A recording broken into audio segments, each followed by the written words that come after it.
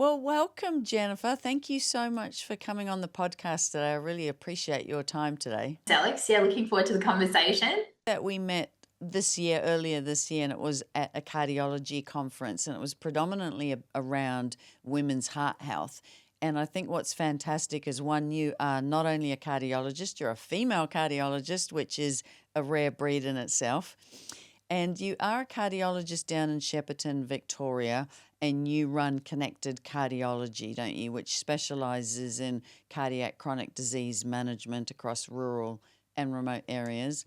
And you also run Pulse Point Academy, which is a bit of an educational arm that you educate GPs and allied health workers, medical students, and you also absolutely are involved in trying to close the gap, health equality and women's heart health. So that's a lot to unpack today, which I can't wait to get into.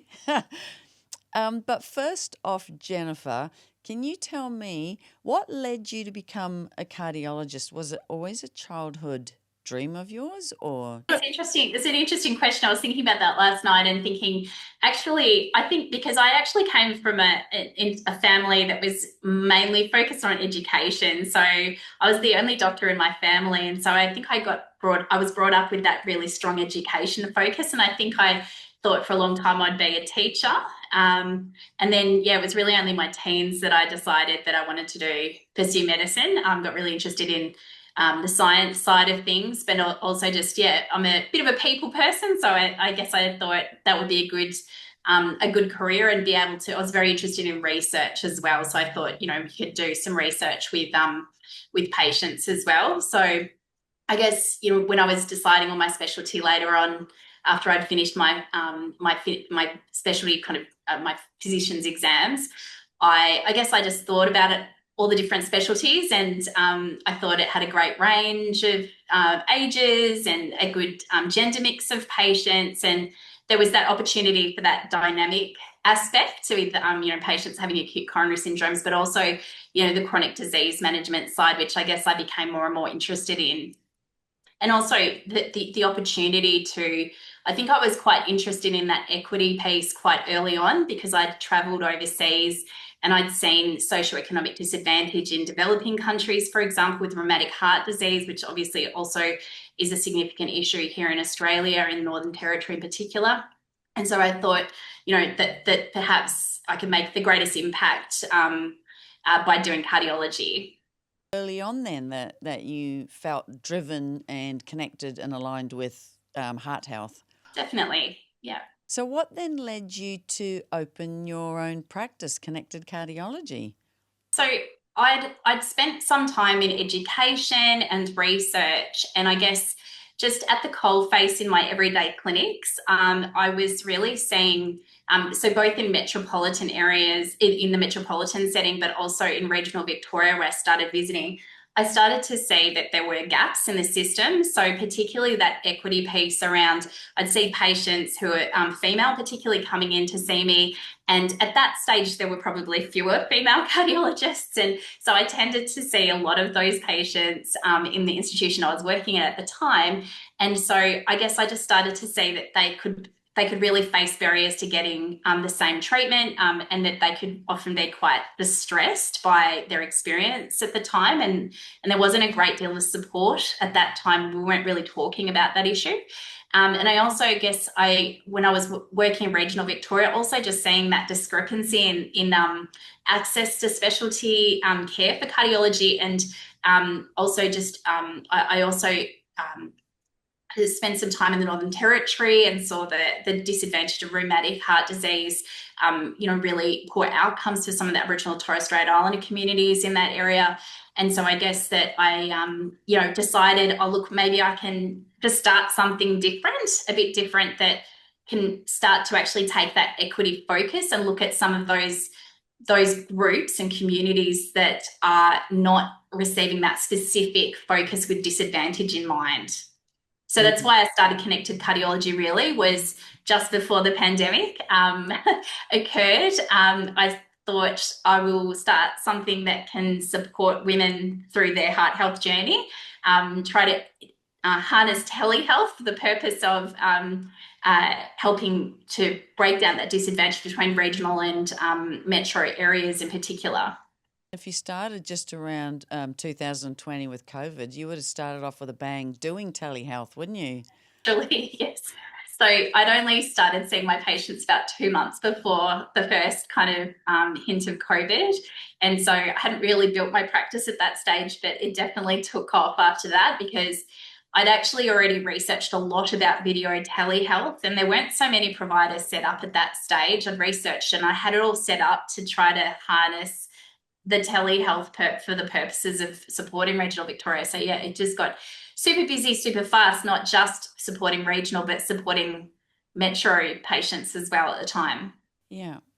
And just in terms of women and the disparities that you and I both know and that you would have seen, is can you take us through the symptomology of a woman compared to a man, that they can actually present with coronary artery disease, for example, quite differently than to a man? So how do their symptoms differ to a man?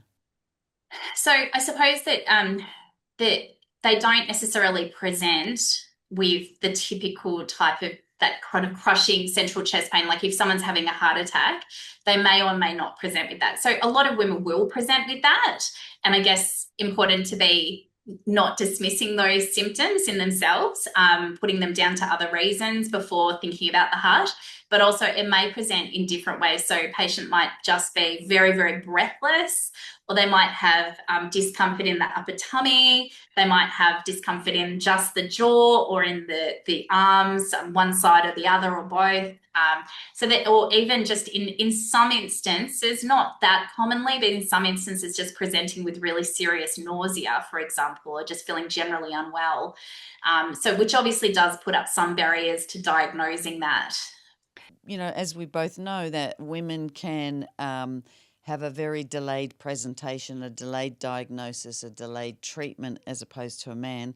And I've got a friend in private hospital right now that phoned me on Saturday morning saying, I don't really know what to do. I've been experiencing that back pain. She's 52, been experiencing back pain. She radiated to her jaw, and that had been intermittent. So she had gone to a clinic and her blood pressure was through the roof, 160s to 180 systolic blood pressure. And yet she was only discharged on blood pressure medication. And yet she had classic warning signs of, pain around the back and jaw pain. And then sometimes her fingers would come numb and tingling. And it was like, it was just classic that it was such a delayed diagnosis. That took a long time to finally get a CT of her coronary arteries, which showed she's got a 70% blockage in one of her main arteries. Wow, yeah. Classic, isn't it? Because women do present, and sometimes they why do you think too is a delayed presentation? Do you think it's the multitasking of family life, or what is it that you think women delay in their presentation for? I think it's a few things. I think it's their own. Sometimes there's a component of that there's that perception that it's probably not a heart attack, that it's probably indigestion or something like that. Or that, and then also just the barriers of, I don't have time for this. Really, I've got to look after all these people. I don't have time to go to hospital, or I don't have time to go to the doctor. There might be specific reasons that they have difficulties with that time, like, work commitments or those care responsibilities. But also, I guess just sometimes there can be an element of just feeling quite worried that they might be embarrassed when they go. So I do always make a point of reassuring people that they're never going to be faulted for going to hospital with chest pain or calling an ambulance if they've got chest pain, because some people they will sit on their chest pain for a long time, and then the outcomes, there can be, significantly more damage, as you know, to the heart as an outcome of that. And I do have some patients who've had worse outcomes because they have just said, oh, I'll just wait until the morning, and it's too late to salvage things so much at that point. Time is muscle, isn't it? And again, back to my friend, She phoned me 6 o'clock Saturday morning, but she had been experiencing worse symptoms the Friday night, but still that would have been the perfect time to call the ambulance. So my advice was that no, you need to get to hospital. They need to bed you, and then being that you've got private health care, which she was lucky, that they will do an angiogram sometime that week, and sure enough, that's exactly what's happening.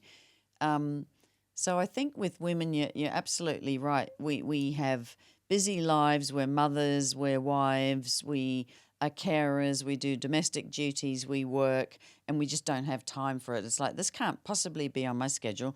And like in terms of my friend, she's only 52, but she's got family history. And I think it's that overwhelming, it can't possibly be what I'm thinking it is because I'm too young to have that as well. So what's the youngest female you've seen in your practice? With a heart attack or Yeah. oh, yeah, I'm trying to think, probably late 30s.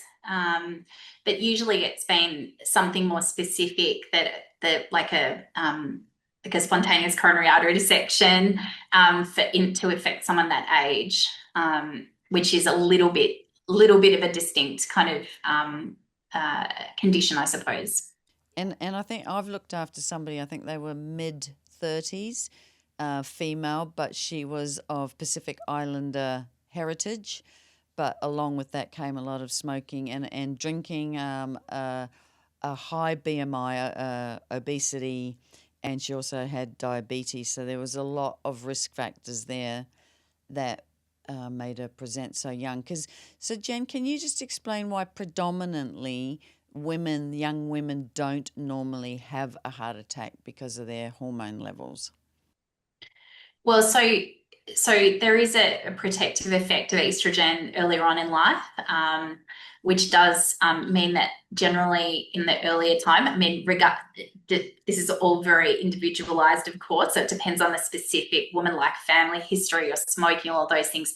But in general, the estrogen does help to protect against cardiovascular disease compared with men kind of in that lead up to kind of menopause. The minute they hit menopause, isn't it, that they actually then their risk sharply increases to equal that of a man, isn't it? Yeah, so absolutely. So the cardiovascular kind of risk starts to catch up more to men. Obviously, again, it's all very dependent on their individual risk factors, but there are factors in there, for example, that blood pressure can start to increase. Lipid profiles tend to alter at that point.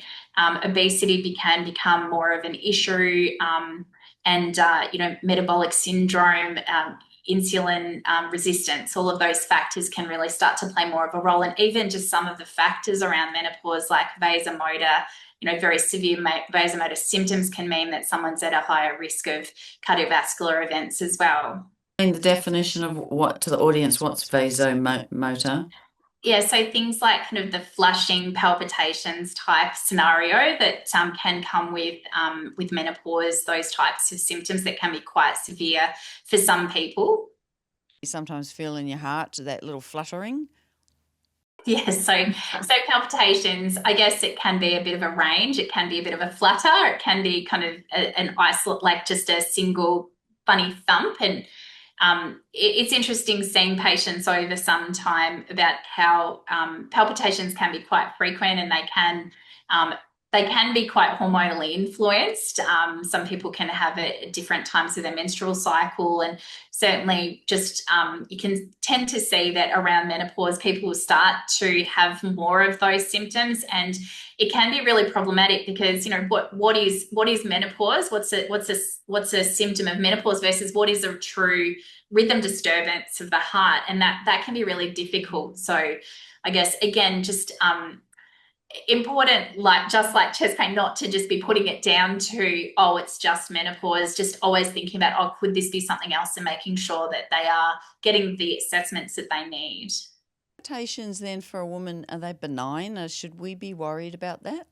They may not be benign, so there might be, it's difficult to determine that without actually working out exactly what the rhythm is, isn't it? So they might need a period of monitoring. They might need an ECG with the dots. They might need an overnight monitor with the dots, where they take the Holter monitor or a longer term monitor home, and it just monitors their heart and works out what rhythm is actually occurring when they have those palpitations and the racing heart.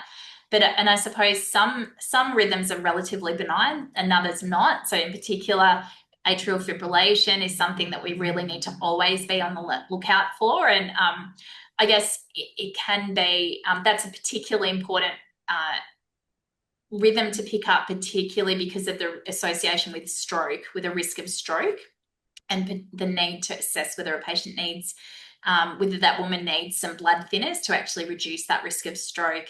And I guess it can be all too easy to put down palpitations to anxiety or stress.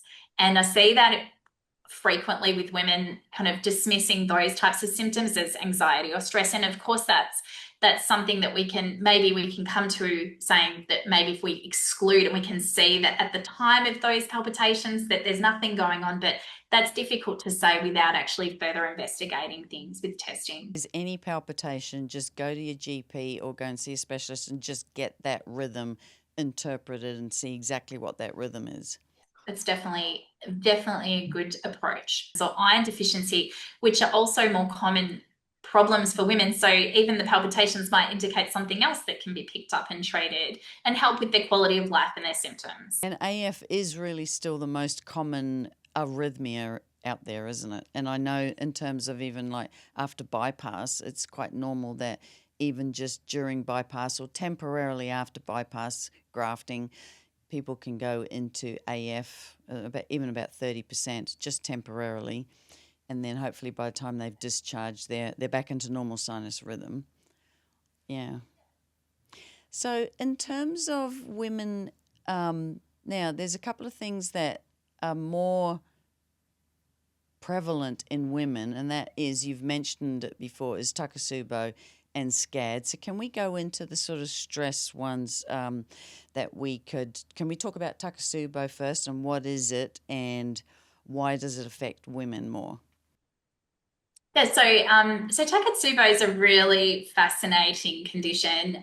It really only has become more recognised in the last kind of probably 15 years, I suppose. And it was that kind of, it's what in lay terms it's often referred to as broken heart syndrome. I guess I'd say that it's a little bit more complex than that. And as we've studied it more and more, we're starting to understand it a little bit more, but still there's a lot of unknowns. I think it's a really fascinating condition because it talks to the fact that we still don't quite understand the relationship between the brain and the heart, and that those two things are intertwined quite strongly. So in patients with Takotsubo, they'll present with typically chest pain, maybe some breathlessness. They can even become quite unwell with really low blood pressure.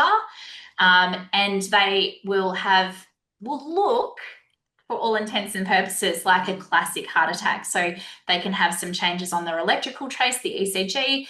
They can have, and they would have an abnormal blood test, the troponin, that actually indicates that there's some heart damage. But then when we do some testing with the angiogram to have a look at their arteries, they look pretty good. So they might be completely normal, or there's only just some mild narrowings. And so then basically, and we see a typical pattern where the heart actually becomes somewhat stunned. So rather than it contracting normally, there's part of it that's actually stunned and it's not contracting well at all. And again, we don't 100% understand why that happens, but it usually occurs in response to some kind of severe stress. It can be, and that's usually negative stress. So most commonly it would be after a bereavement. So, for example, attending a funeral, or it could be, I've seen case reports of patients who've been, had some kind of threat, like a physical threat to themselves, or they, for example, witnessed a grandchild choking or something like that, something very stressful. But it can occur in some instances with a more positive stress, like a significant shock, or winning something unexpectedly or something like that. I guess what I would say is that my interpretation having seen many women with this condition over the years, is that it's about it's partly about the perceived threat.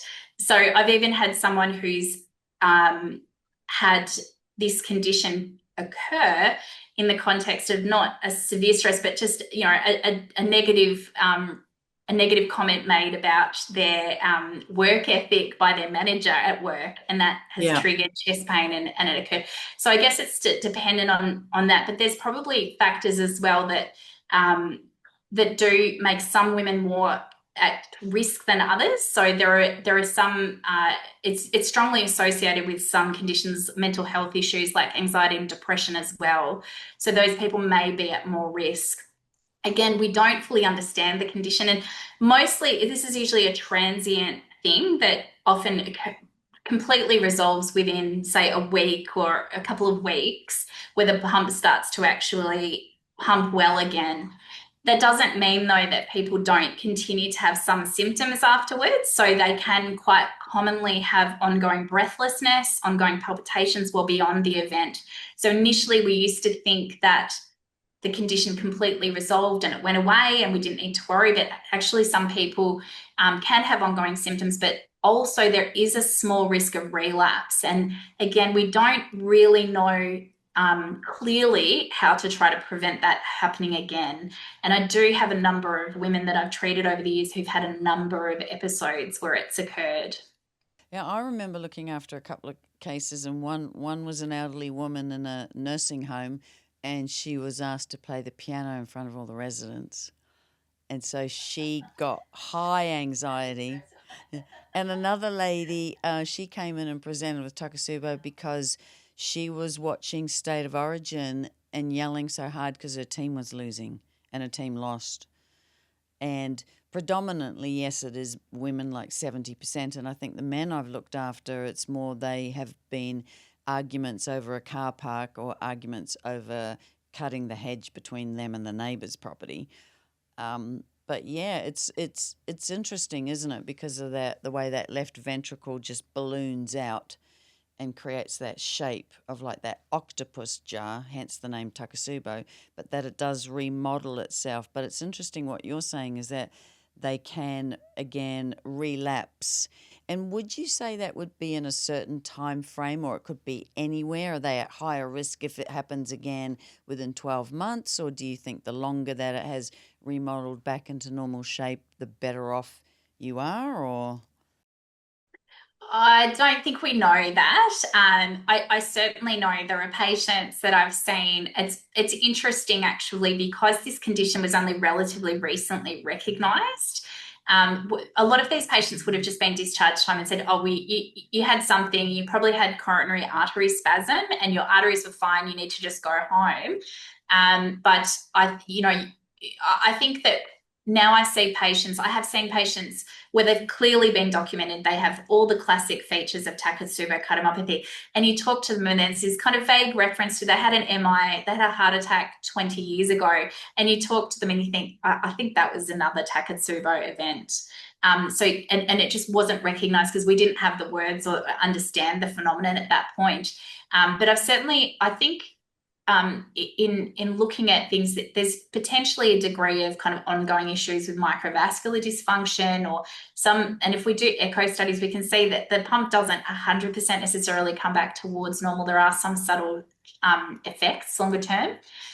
Certainly have seen some patients progress to developing heart failure as well with very stiff ventricle when they've had repeated episodes. So I think those are isolated situations, but I think that we are starting to hone in on those studies of seeing these patients and following them up, and we will start to understand better what's happening. But I think the biggest thing that I think, though, is that has always concerned me a little bit, and I think it's got a lot better now, is that it was always dismissed in that early phase. It was often dismissed as you've had this event. It can often be quite traumatic for women because they've kind of gone into hospital expecting that maybe it's not going to be a heart attack. They're told it's a heart attack, that they're going to go and have an angiogram and they're going to probably have a stent. And then they go to have the angiogram. They're told your arteries are normal. You don't need a stent. We don't know much about this condition. We don't know if it'll happen again, but it's caused by stress. So just make sure that you don't go home and stress. And of course, in Which that adds to the situation, stress. yes, 100%. Why would you not be stressed? Mm. Exactly. And often, traditionally, those patients have often not been referred on to cardiac rehabilitation because the cardiac rehabilitation space has often been very focused upon the classic heart attack where you have the clot in the artery. So it's good to see now that people are being more frequently referred to exercise programs that can help, and especially with that, that exercise training and not avoiding, because sometimes people can start to avoid exercise after an event like that, and then they can get into a worse state over time, from a mental health point of view, from a, blood pressure point of view, all of these impacts. So very important that we do ensure those people get referred on. It's fascinating, isn't it, Takotsubo?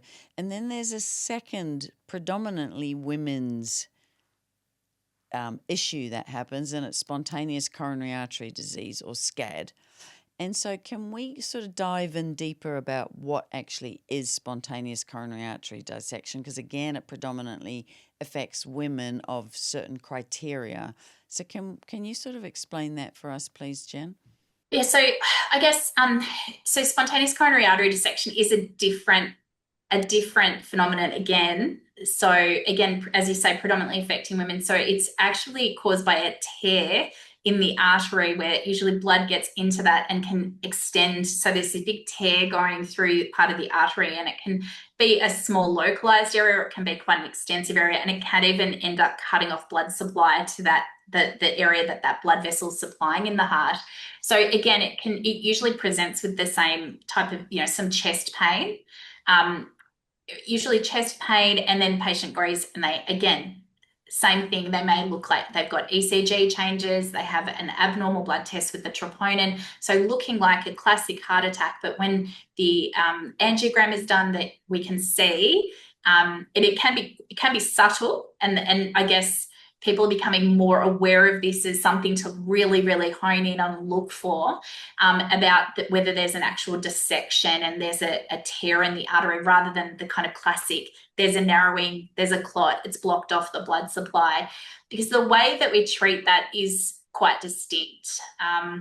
But I guess in terms of the people that you would suspect that in, it is one of the most common cause of a myocardial infarction in someone, or a heart attack in someone who's under the age of 50, and also the most common cause of a heart attack around the time of pregnancy. And there are definitely a lot of hormonal factors that seem to feed into this condition. I've found a high anxiety component and high exercise tolerance. So I would see these women coming in and they might run 5 times a week, or half marathons, be high exercise tolerance, but there would be an anxiety component. They're hard at work, or they might be, say, single mum, raising children, still working from home, or stresses. There were stresses on their high tolerance, and then women predominantly in their 40s, say even 50s, and being that it is that luminal tear, that creates such anxiety as well, because they're perfectly fit and healthy otherwise, and they're going, why, what happened to me? So we would find the psychological trauma and the impact overwhelming for this cohort of women, because they would be referred to cardiac rehab, rightly so. But we would give them a lot of psychological support, as well as a very gentle exercise program. But yeah, the anxiety component was massive.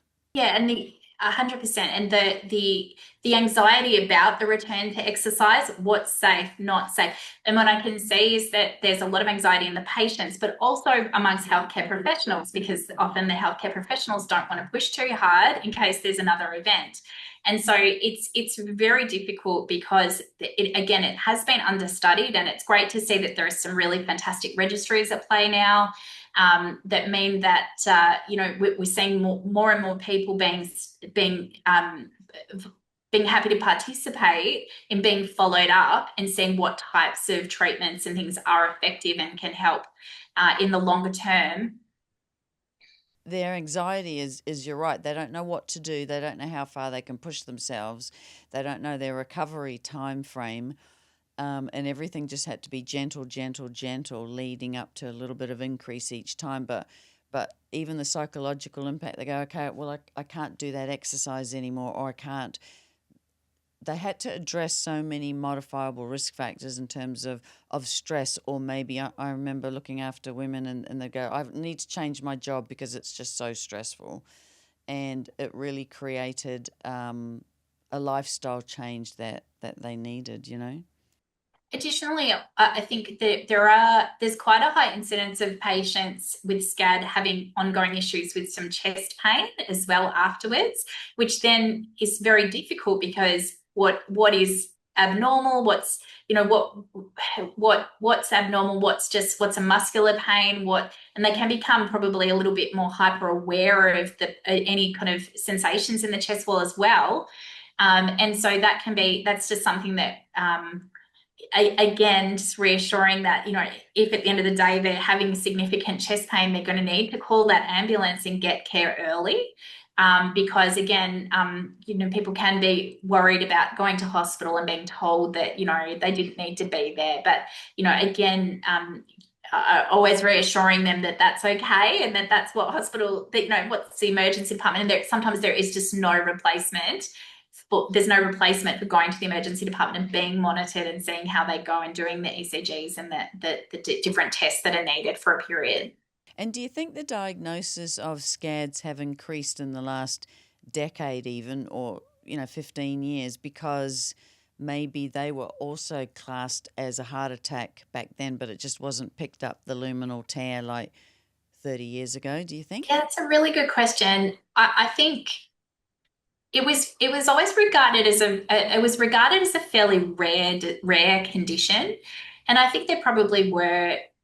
I think we've started recognizing it more because of the starts of the registries and saying, oh, actually, when we collect people, actually, it's not all that. It is, it's not a super common thing, but it is still, there's a decent cohort of patients with acute coronary syndromes that actually had a SCAD.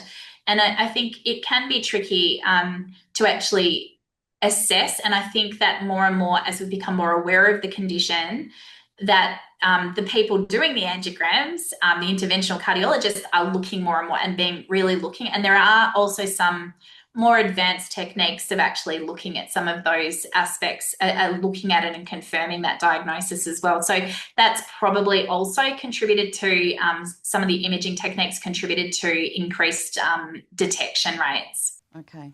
And if we just talk risk factors now of general coronary artery disease, but primarily for women, for example, like you mentioned earlier, if we just start with blood pressure, that there is a difference in increasing blood pressure for a woman than there is to a man of higher risk, isn't there?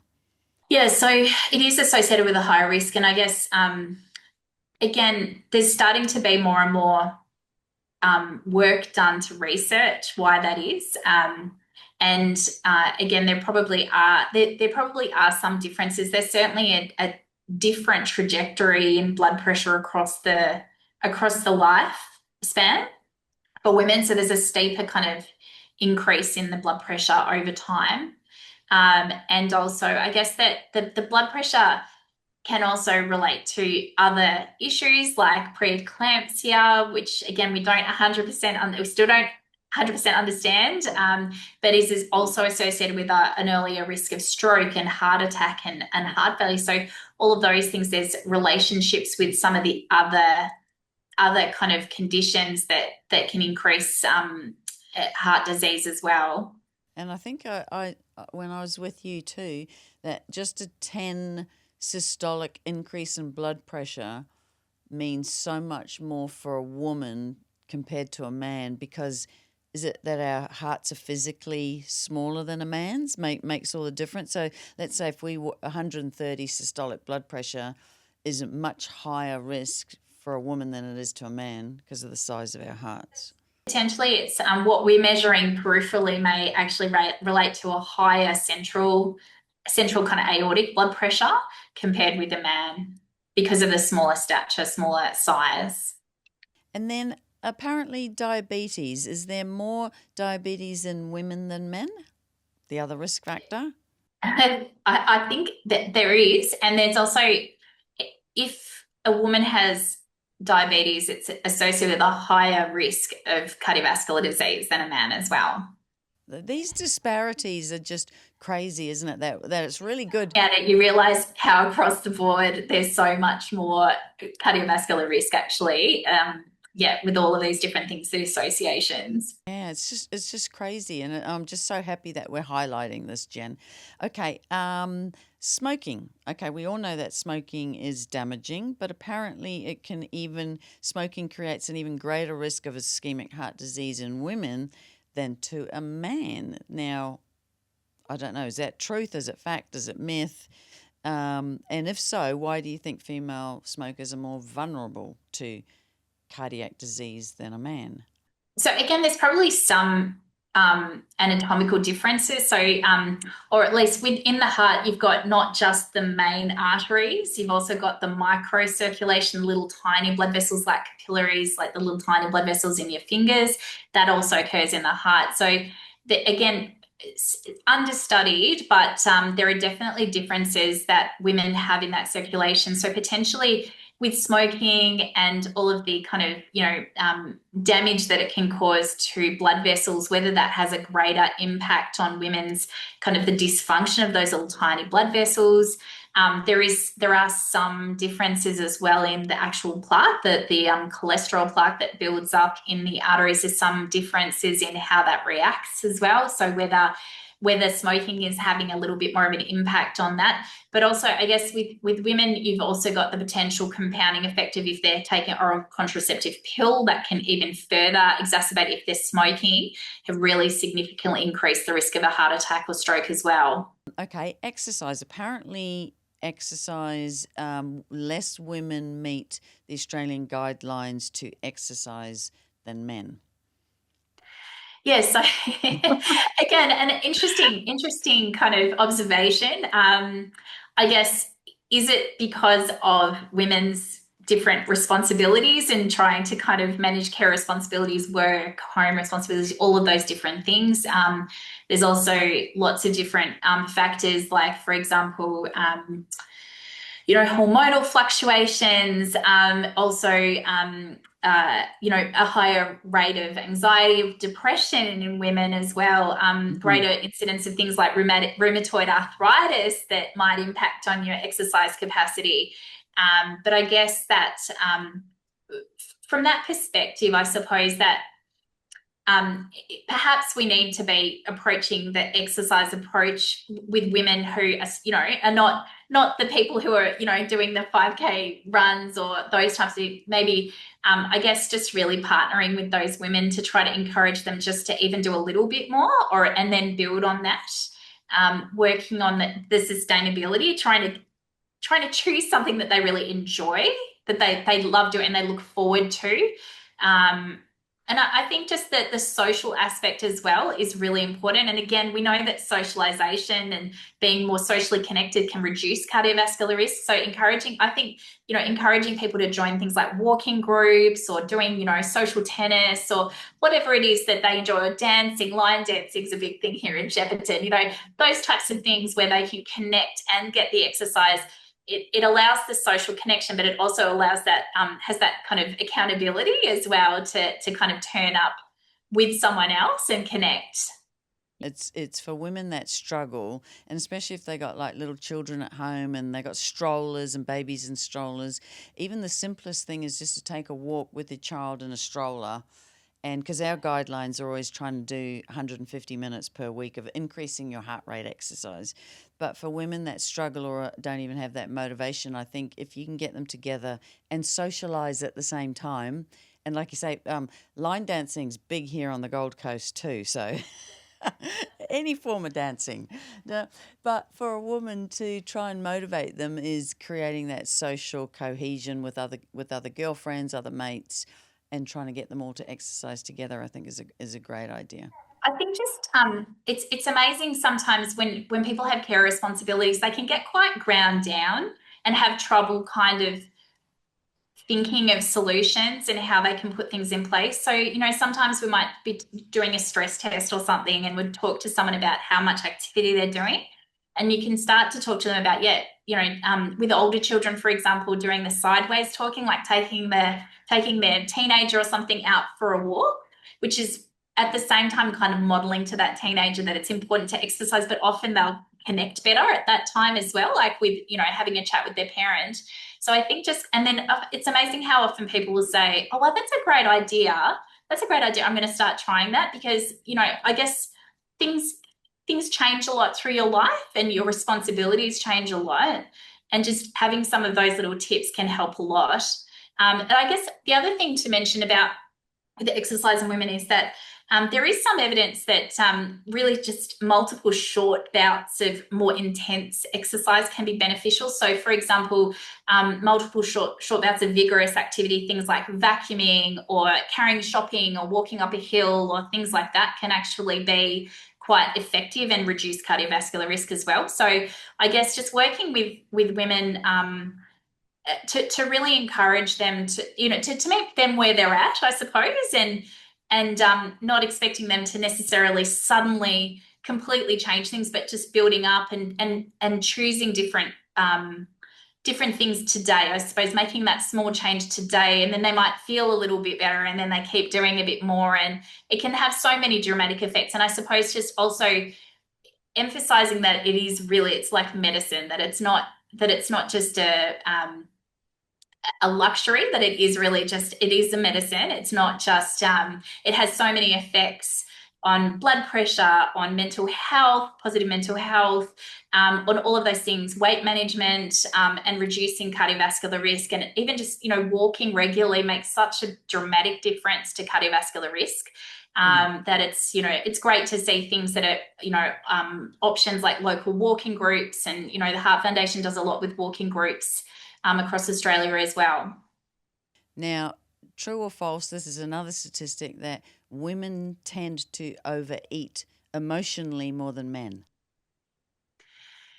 So I'm not an expert in that area, but I guess it can be an impact. It can be an issue. And I guess that can be driven by a lot of different things. Again, there can be overeating in response to, hormonal changes can sometimes prompt things like that. Obviously, disordered eating as well can be a significant issue as well. So I guess, yes, that's probably an impact. Whether it's significantly, I suspect it's higher in women. Risk factor, isn't it? It's that nutrition and that weight. And if they're emotionally eating, are they eating something nutritious, or are they just grabbing some high saturated fat chips from the pantry? Those sort of things. It still leads to increased cardiovascular risk. Again, that disparity between men and women. Yeah, and I suppose that also there's lots of things that probably impact on the ability to have access to healthy food as well. There's food insecurity, financial insecurity, all of those things, and that can vary vastly across different areas of Australia as well. In terms of just the access to really fresh fruit and produce, or actually get at a achievable kind of expense, I suppose, achievable cost. Women are underrepresented in clinical trials, and that clinical trials, they try and attract equally men and women, but predominantly it's all men that go, which means the data that's extrapolated from these clinical trials is really more focused towards men. So as I spoke to somebody that, was trying to lead women-only clinical trials, he said there's even difficulty in women attending those clinical trials because of family, multitasking, being a wife, being a mother, working, that they didn't even want to attend these clinical trials. So you've got this disparity as well, is that you've got data out there which is predominantly for men. We need more women to attend, but they're too busy to attend. So again, you've got this gender gap in just research and clinical trials. Yeah, I think we can only just keep trying and encouraging people. And, I guess I guess there are many women who would participate because they want to further the understanding. And I think it is tricky. It is tricky with some of the more rarer conditions, and that's where I think some of the registries come in to actually kind of at registries where they can actually have people across the world or in a particular area that actually contribute to a greater understanding because they getting a number of people with that condition where they can actually start to encourage people to be in those trials, and particularly for things like SCAD or Takotsubo cardiomyopathy, those are really invaluable. Yeah. But 100% like that, it's very, even in, trials of new medications that might be options, often very underrepresented. And so when you're in the clinic and you're talking to a patient, it is tricky because, in everyday practice, it's very difficult to use that information if it's not there, if you don't have the data to inform things. Sometimes you do just kind of have to do what makes sense, but it's not always, data driven. A very busy practice, and you've got work-life practice, and do you practice mindfulness, and how do you maintain your work-life balance, Jen? Oh, I love mindfulness. I actually do meditate quite a lot. Definitely helps, but just, I guess it's been great to move to Shepparton, have ready access to nature. We've got a lovely little lake at the bottom, a little ornamental lake at the bottom of our street, and I often go down there at the end of the day and just go for some walks around the lake and look out over the fields. And it's wonderful to be able to access that. We've got a lot of bird life. So just looking at the bush helps, like just getting out into nature helps a lot, as well as some dedicated kind of meditation. I occasionally do yoga. I do need to do that more. Beautiful. I guess work-life balance, it's always a work in progress, isn't it? In a busy regional practice, most things that you do kind of get overwhelmed fairly quickly, and then you have to put something new in place. So I think just eternally striving to leverage what you can to help to assist that work-life balance. So tell us what services do you provide in connected cardiology so the audience knows? So we have quite a big team now. Actually, I've just been told like we have 20 employees now from as of today, as well as a number of visiting cardiologists and things. So we provide a lot of consultations, obviously across like a wide range of cardiac conditions and cardiovascular risk prevention kind of aspects as well.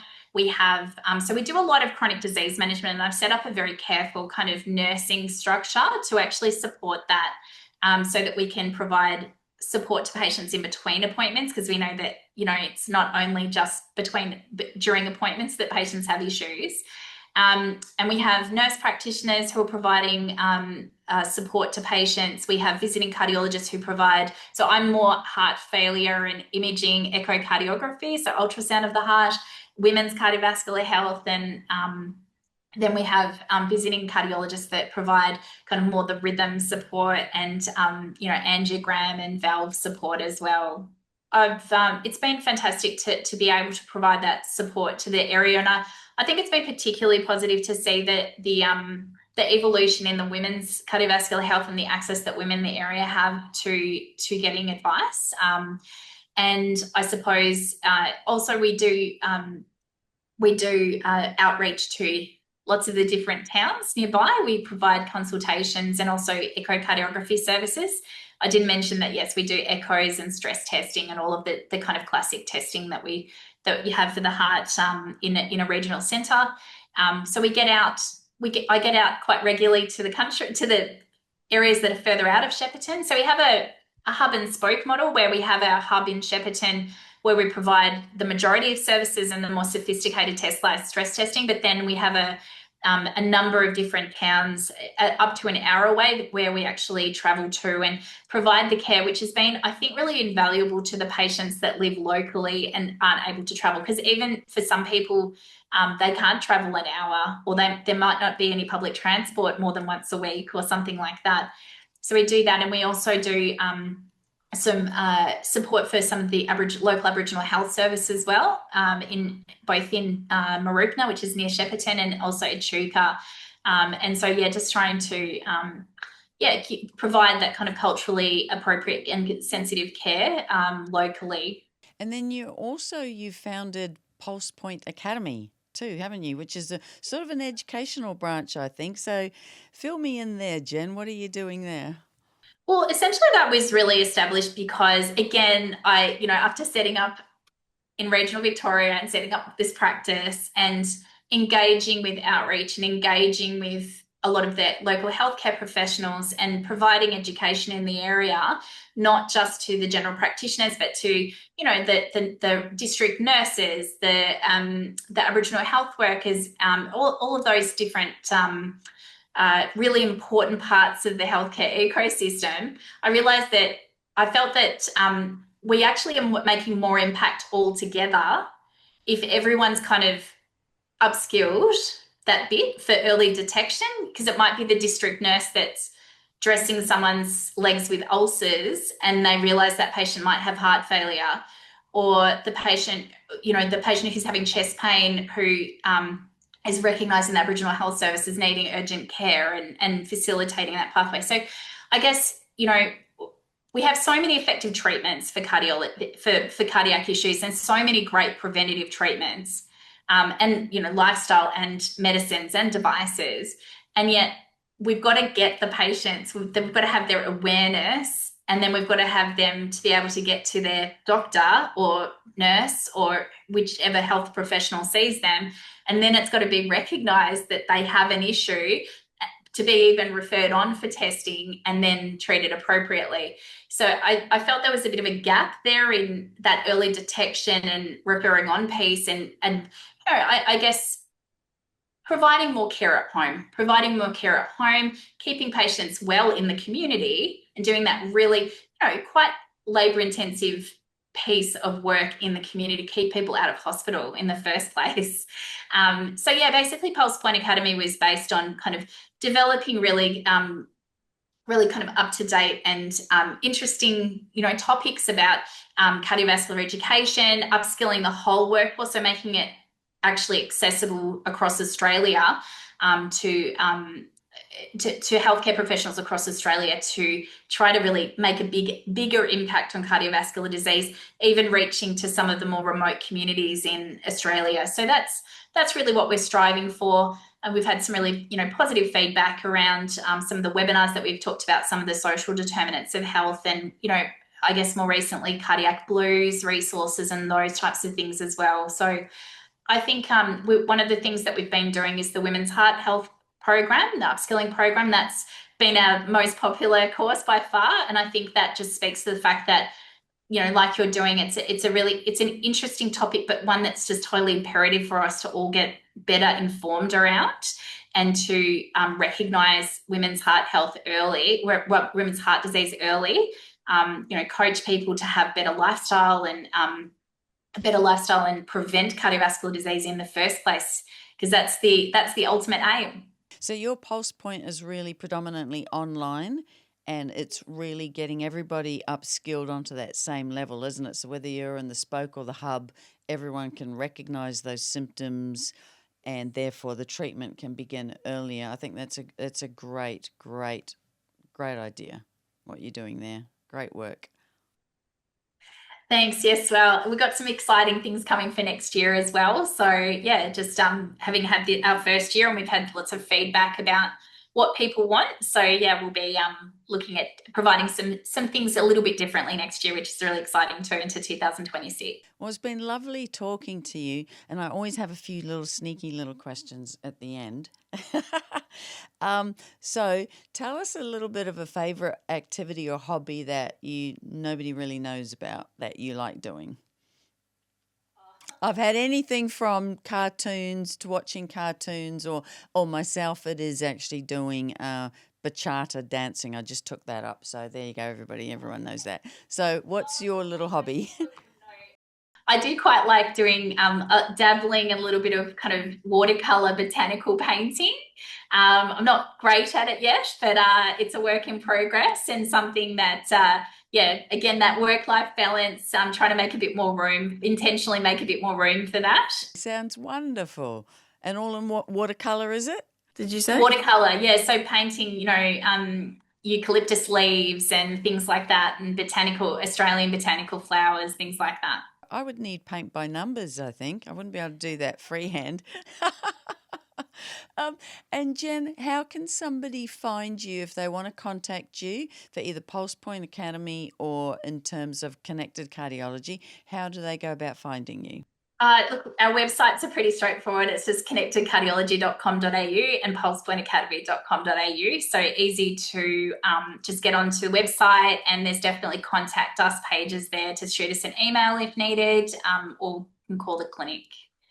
And so one lasting message, if you've got any message in regards to heart health for women, what advice could you give? I think my big piece of advice would be firstly, don't dismiss symptoms. Do make sure that it has been assessed properly. But also, if you're not, you can always you need to advocate for yourself. If you don't feel like you're getting the answers that you need, you can ask to be referred to, get a second opinion or be referred to one of the women's cardiovascular disease clinics. And there are a number across Australia now of very specific women's heart clinics at some of the major hospitals, particularly in Melbourne and Sydney. So I think just making sure that you do get the answers that you need. It's just been incredible, and I've just really loved this topic on women's heart health. I think it's so pertinent today that we raise the awareness of women's heart health and the disparities that we do have between genders. So thank you so much, and thank you. I really appreciate all the work that you do in this space too. Thanks, Jen. Thank you. If you like this podcast, please share, like, and subscribe. Also come and visit. The website is heartcoregroup.com, and we're also on Spotify, and YouTube is Heartcore Junction. Thanks so much for watching. Until next time.